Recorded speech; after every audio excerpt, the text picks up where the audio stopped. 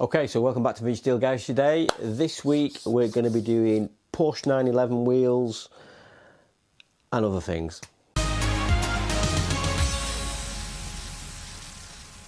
Okay, so the first thing on the other thing is, as I said before, going to do a bit of tidying in the garage, and as one of the YouTube subscribers mentioned, you seem to clear some stuff out, and before you know it, it's filled back in again. I mean, just look at this now. If you just walk you around. Basically, I'm struggling to walk. I'll discuss the wheels in a minute. I've got a little spot. I've got foam there. That's come from another job. Wheels on the bench. So my bench is disappearing again.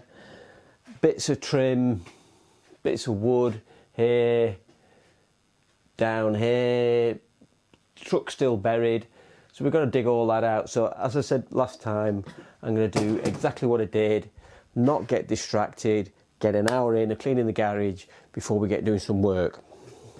Having said don't get distracted, one of the things I was going to do, of course, and mentioned, I'm going to get the tyres fitted onto these lobster claw wheels for the 911, because I wasn't quite happy with the other BBS fake rims until I did a thing.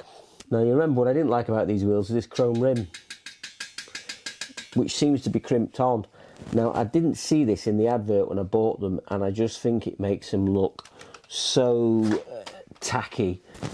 Worse so on the rear, where we've probably got about a, well, what have we got? Let's measure it.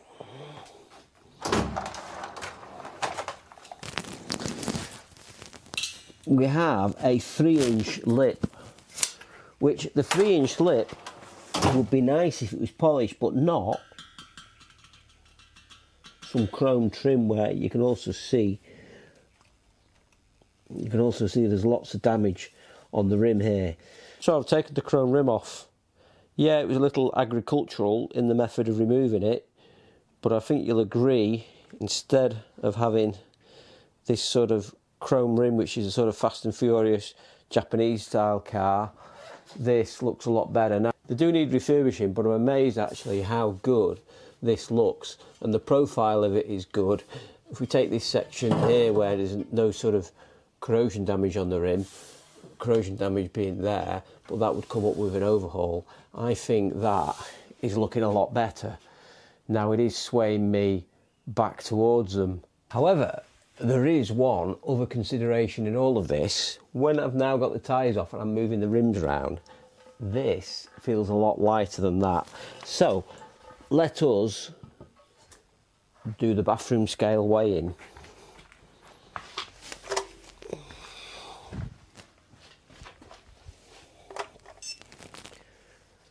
Of course, don't tell the wife I've got these. Lobster claw weighs in at 10.5 kilos. The other wheel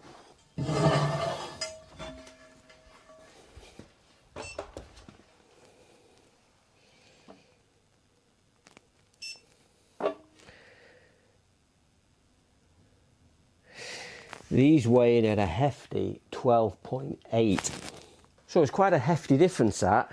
Anyway, what are we? 2 minutes into the video, and as I said, I've digressed, haven't I? I'm weighing wheels and I'm meant to be tidying in the garage. So let's get on with some tidying. What I'm going to do, I'm going to get the wheels at the back of the garage, because I need to get on these now. There's 3 of them. I got one tyre off myself, but it was a scrap tyre, so I got it off a little bit agricultural really. I had to cut it off. So the other ones aren't scrap. They're probably not good for road use, but they're good for mocking up. So I'm going to take those and get the 3 tyres taken off those rims so I can get the chrome rims off. I'm going to get the other tyres, which I'll show you where they are. They're all piled up in the back of the truck.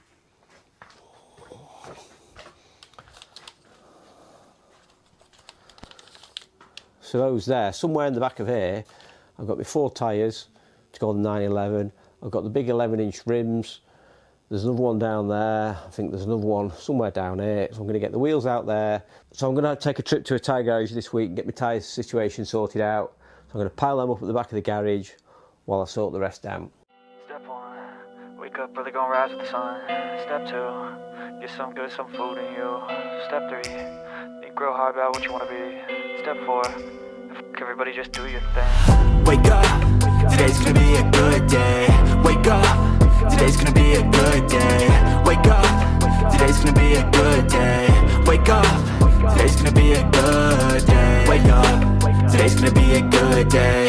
Wake up, today's gonna be a good day. Wake up, today's gonna be a good day. Wake up, today's gonna be a good day. Yo, set your affirmations, aspirations. I got shit to do, the aftermath of preparation. Good food, good mood, blood in circulation.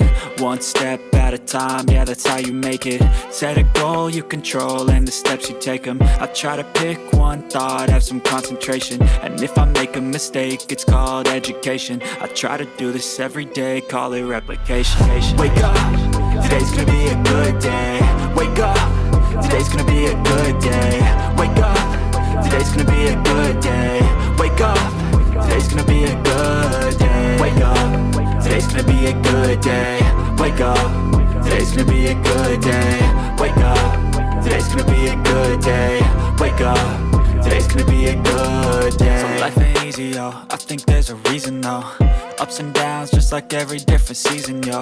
Sometimes I'm high, other times I'm barely breathing, though. I always gotta fight and hide from the demons, yo. Negative thoughts are poison, they rot. Head full of flies, so here come the clouds. They'll never stop. We can see the truck. That must be the first time in 5 years it's been unearthed. And somehow it looks bigger now. Don't know why. Anyway, see if I can remember how you open the bonnet. There we go. And you'll hear it's echoey and cavernous in here. I had forgot how much space there is around this engine. Wow. Let me get you in here and show you this. Look at this. I had forgotten how much room there is around. Jack Daniels is my screen wash. So it's a 4.1 6-cylinder engine. Look how small the carburettor is on it. It's ridiculous. And you can actually climb inside. You can hear it echo inside. It's that much. It's that echoey. If I recall correctly, the battery's dead. So I've got a new battery for it down there. I'll put a new battery on, get some fresh fuel in it and see if we can get it fired up. So yeah, there we go. So as I said, start of every episode, an hour of tidying, hour for me, a couple of minutes for you. Okay, so we've unearthed the truck, so we can start doing some work on this and getting this running again. We've got the wheels at the back of the garage there to take to the tyre shop. So we're on the next day in the garage and we've been to the tyre shop and we've had the tyres removed. So I'm not completely convinced about the lobsters, to be honest.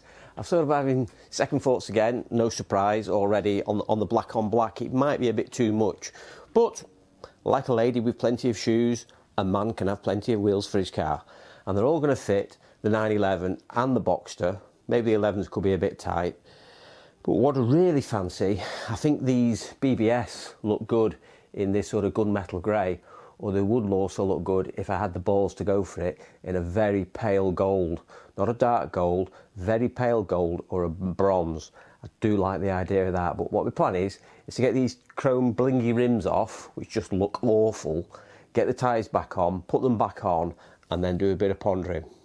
But for now, I'll show you how to get the rims off, and it's quite, well, it's quite ugly, but I'll get the rim off, and it'll look better once it's off. So let's get started. So there's the two wheels side by side. This is with the chrome rim on, and then this one here on the left is with the rim removed, and it's nice and it's a decent profile. You know, I was a bit scared really, and it was a moment really where I could have actually wrecked the wheels completely and there would have been scrap, but luckily it's come off and it's even powder coated and painted underneath. I wasn't quite expecting that, to be honest. I was expecting it to be probably bare aluminium and quite a rough cast. So let me get this off and I'll show you how we do it. So what I'm going to do is get this lip off here, and you can just see there's an edge to it here. I'm looking for where there's a bit of a way in, and here it looks a bit, what's happened is it's been hit at the front here, it's been hit there and splayed it out at the back, so that could be a good starting point. I'm just going to see if we can find anything better around the wheel. So it's just on this edge here I'm looking.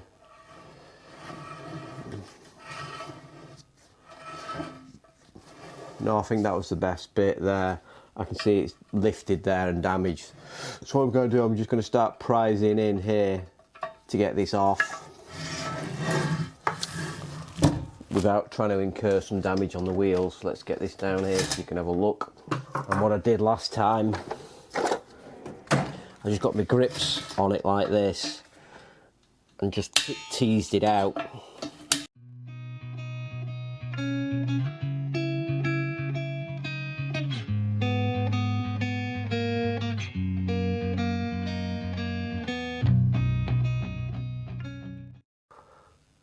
We have it all off now, so now's the time for the big reveal. And obviously then the point of no return, because I've made many dents all the way around here. So I just now need to try and get a bit where I can get a screwdriver in without damaging the rim more than I need to. Right, so we've got it off. Just now a case of giving it a bit of a tap, I think. There we go. And ta-da! Oh, that one's actually even better.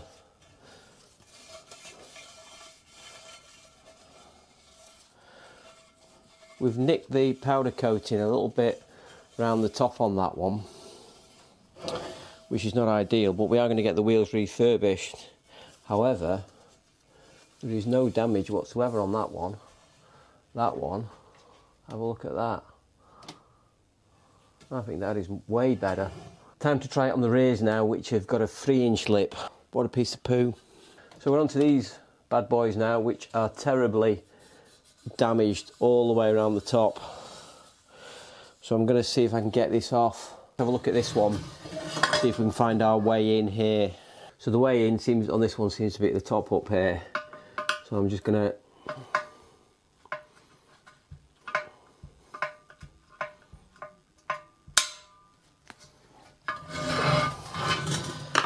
do the same with this one. I'm going to go all the way around.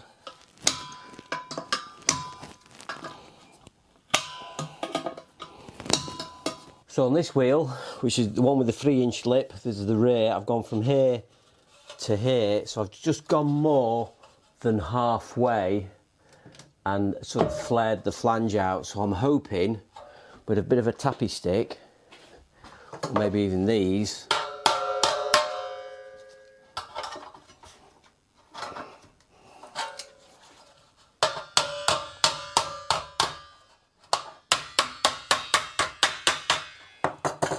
here we come. Yes. Oh, tack off. And yep. That looks magnificent. Gotta say, for me, if you're putting something on a car, if you sort of go, well, I'm not quite sure, it's not doing it for you. But if you look at something you think, hell yeah, that looks good, as I am with this at the moment, I think that is the way to go. Now if I just put the little Porsche centre, even though it's a fake one, centre cap back in.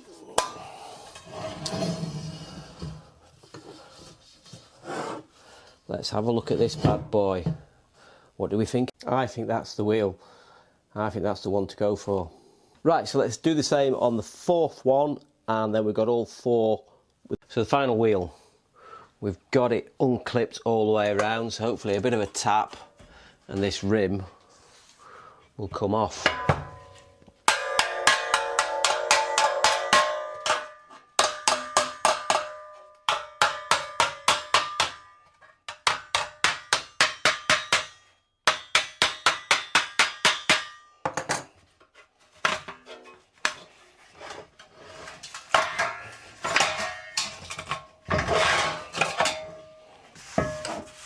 Right, a little bit more corrosion behind this one, but it's still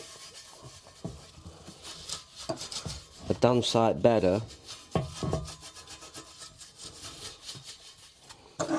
than what it was. Right, so plan now, get the tyres back on these, because the tyres are okay. They're not good for road use, but they're probably good enough for just trying them on the car. So, other things we've done this week, we've had both the aircon on the Mitsubishi and the Fiesta recharged with gas. Now, that was a mobile mechanic that came to the house, which made it more sense because he could do both at the same time. And it was the R134A gas, which is the older gas. I think it changes in about 2015, and obviously the only difference to me really was the newer gas was more expensive, so it was very lucky that they were both of the older gas. Here's a job that we're doing this week, just getting the aircon sorted out. Never got this sorted on the Fiesta, and I should have done when I changed the engine. So what we're doing now, we're just vacuuming it down. This is going to vac it down, check that there's no leaks, and then we can put the R134A, I think it is, gas back in it. And we've done the Mitsubishi, that's good. 7.2 degrees inside now, come down from 22 degrees ambient temperature, so that's working well. And we're working on this one next, and this is the guy, if you want him, James Randall Motors. Next stage, after we've got the aircon and they are blowing nice and cold now, apparently the golden number he's looking for when he puts his temperature probe in the actual vents is 8 degrees, so if it gets to 8 degrees he's happy. And on both cars he put about 600 grams of gas in. It's not always guaranteed if you get a regas that it's going to hold the gas, because what happens is pipes fail, seals fail. If you don't use it for a long time, the seals dry out, and the main thing is the condensers, the radiators that you look at the front, they get a lot of moisture on them, perish and fall apart. So quite lucky that that wasn't the case for me, and in the case of the Fiesta, I maybe accidentally released the gas when I changed the engine, so I knew everything was intact, I just needed regassing, so that was pretty confident with that one. Whereas the Mitsubishi Outlander, the car now is 10 years old and it had just lost the gas over a period of time, which does happen. How it works is it sucks out the remaining gas if there's any there, it then it sucks it for a while and creates a vacuum. If it holds that vacuum, it knows there is no leaks, it then goes into an auto fill cycle, and in each of them it put about 600 grams of gas in, so I was fairly happy that that was good. And like I say, the main thing is it got to this 8 degrees, which is the sort of the golden number for the temperature setting. So next stage after that is modern cars have pollen filters in. So what we're going to do is replace the pollen filters. Got one for the Fiesta and one for the Mitsubishi. Not sure which is which. I'm guessing this is the Fiesta one. We'll make a bold guess there, only because the Fiesta is at home. Now I'm pretty sure that is the Fiesta one actually. Yes, and it's got an arrow on the top here, you can see, that says airflow. So it says there's an arrow on the top there that says airflow. So you've got to get that the right way around. Can you see that there? So that arrow is pointing down on this one. The arrow is pointing down. So we've got to get this one in, but it will squash in so we can actually get it to fit in. So let's see how dirty that one is. And then the Mitsubishi one. This is a Mitsubishi one, it's just a little bit bigger. Same again, squashy, with an airflow on it. So let's do the Fiesta one first, and then come back and do the Mitsubishi one. One of my other garage upgrades for this week is I've upgraded my camera. So I've gone from a Luminix Panasonic camera, which is quite bulky, more like a normal SLR camera, and this Hollyland mic, which I got recently, but there's quite a lot of wiring to it, and I'll show you that in a minute. And I've upgraded to a DJI mini mic and a DJI action camera, which is probably a quarter of the size of the setup. So I'm going to try and show you these two. So first of all, this is the DJI camera now, so that's what I've got, and I've got this little mini tripod which goes down to a handheld device here, pulls out and also goes straight into a tripod. That's pretty good, very small camera, you can see myself on there. Pretty impressed with that so far. Good buy. There's an Action 4.5 camera out now. This is an Action 4, which to me is good enough really. It's brought me into the you know, from the Dark Ages to the Middle Ages. So I'm pretty happy with this. And now let me swap the cameras around, and then I'll be filming with the DJI camera while I show you the Luminix camera. So there we go, there's the Luminix camera, and what we have here, we've got the camera, then we've got all this wiring that comes down the back here to the Hollyland mic. And what I found is this Hollyland receiver, if I put the receiver, this is a transmitter that I have on me here, if I put this on the shoe up here, I got a buzzing noise. So I had to have it down here at least 12 inches away, and then this little choke fastened in line here. So it really gets a bit bulky, and then if you're carrying this around, you've got to sort of carry the whole camera around, and it's just not portable. So I've upgraded, and then so the microphone now, it's gone from this Hollyland microphone here to that. So that's a wireless mic, that's a wireless mic, but with the DJI mic. Let's get on. I'm going to use the old camera for the rest of the video for this episode. Let's get the pollen filter out on the Ford Fiesta. No, you know what? No, I'm going to be daring, I'm going to be bold, and it's going to work, and I'm going to do it with the new camera. So let's get on with the job. So on the Fiesta, the pollen filter is behind here, so I've got to take this Phillips screw out, take this panel off, and then we can get in there. So let me go and get a screwdriver. Right, so I just need to get this screw out of here, I believe. So that's coming out. It must be just be one of those screws that makes the plastic swell up. There we go. So this just unclips.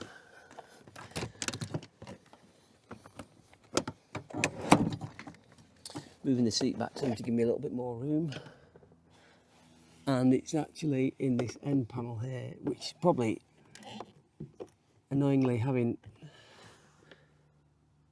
just a Phillips head screwdriver there. This is now a torque setting.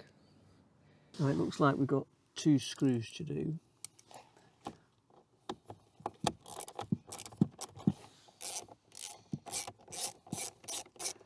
I'm hoping this is going to be very satisfying and filthy. I'll be very disappointed if it's clean.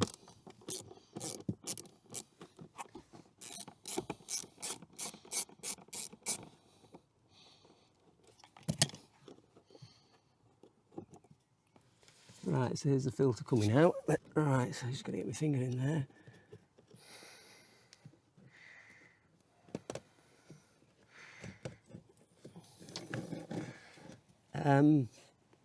Yeah, that is pretty dirty. I'm just going to compare this to the new one, and honestly, this is not a filter painted black for any reason. That is how dirty that filter is. You can see there's some clean spots here where it's white. That is pretty dirty. It's unbelievably filthy, isn't it? Right, let's get the new one back in. So what we're going to do is mindful of the airflow. The airflow will be into the car. So that's the arrow going into the car. So we've got the filter going in, airflow pointing into the car. Just got to squash this filter in here, a little bit of a squeeze around the brake pedal, etc. Clutch pedal, I should say. My arm's knocking the camera around. Right, so there we go.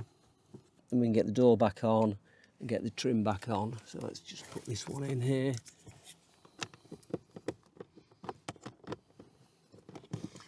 So I must never have changed this then, which probably makes sense really, because I think I probably took the AC out when I changed the engine and thought, what's the point in changing that? Right, so 2 torque screws back in.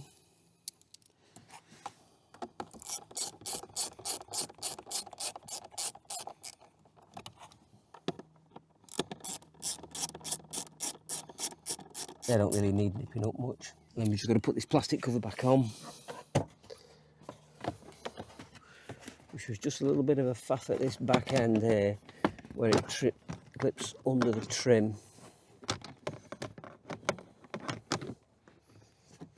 Let me just show you, at this back edge here, just clips under there. So I've got to get that in. You can see the clips on it. There's a couple of clips at this end, pushing in there, there and there. So let me just get those in.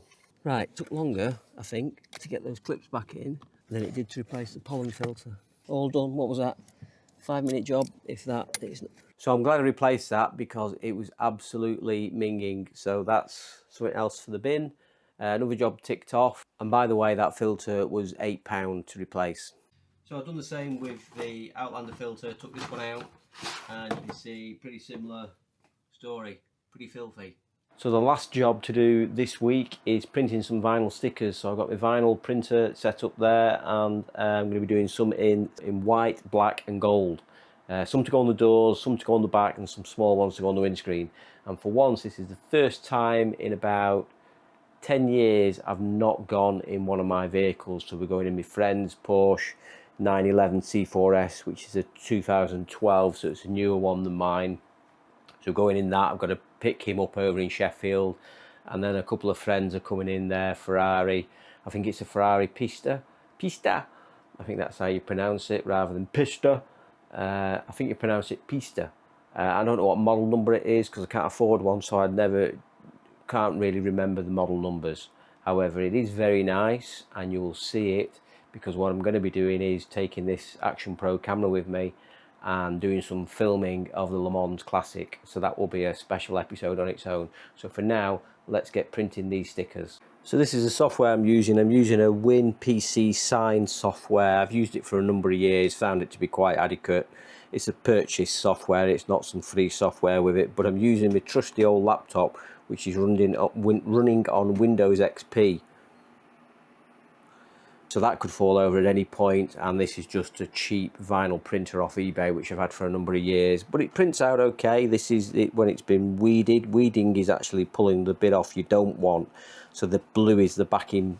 That's what it looks like when it's just cut. You probably can't see the lines, and then when you weed it, especially on the white, it's quite good that you see the blue backing paper and the white vinyl. So we've just now got this set up here with the gold in. So we're doing 3 stickers there at a time. So if I press it off, it is quite noisy when I start it, but hopefully you'll still hear me. Sounds like a Space Invader machine just going through, cutting them. I'll just zoom you in so you can see it cutting.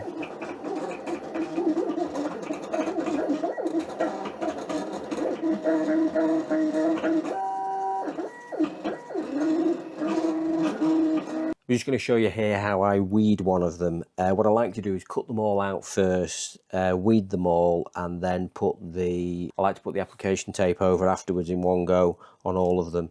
So you're just removing the bits you don't need, and this should hopefully weed in one go. Sometimes if it's not cut properly, we just need to push the letters back down, but when it weeds nice, it's quite rewarding, this, because all of a sudden you realise what you've actually done and how it appears. Sometimes you just got to be careful with the letters there, that L. Just put it down. Usually struggle with the smaller letters, so there we go. And we're just going to take the middle of the A out. So yeah, that's it. So what I'm going to do, I'm going to do that on all of them. There we go. I'm going to do that on all of them, and then also on the big ones. So let's get the big ones printed.